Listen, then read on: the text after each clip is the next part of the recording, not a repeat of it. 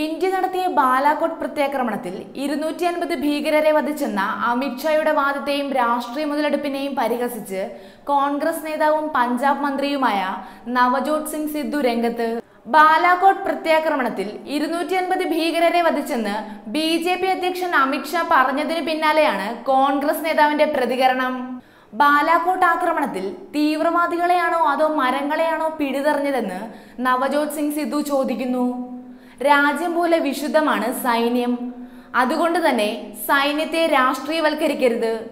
കൂടാതെ പാകിസ്ഥാനിലെ ബാലാകോട്ടിൽ ഇന്ത്യ നടത്തിയ പ്രത്യാക്രമണത്തിന്റെ ലക്ഷ്യമെന്താണെന്നും സിദ്ധു തന്റെ ട്വീറ്റിലൂടെ ചോദിക്കുന്നു. പുൽവാമ ഭീകരാക്രമണം നടന്ന് 13ാം ദിവസം 250 തീവ്രവാദികളെ കൊലപ്പെടുത്തിയെന്നാണ് അമിത്ഷാ പറയുന്നത്.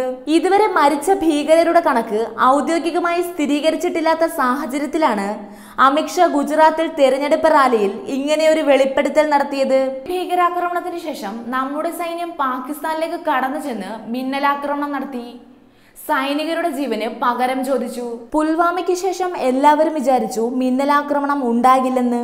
എന്നാൽ പുൽവാമ ഭീകരാക്രമണം നടന്ന് 13ാം ദിവസം നരേന്ദ്രമോദിയുടെ ഭരണത്തിന് കീഴിൽ ഇന്ത്യ വ്യോമാക്രമണം നടത്തി. ഇതിൽ 250ലധികം ഭീകരർ കൊല്ലപ്പെട്ടുവെന്നും അമിത്ഷാ വ്യക്തമാക്കി.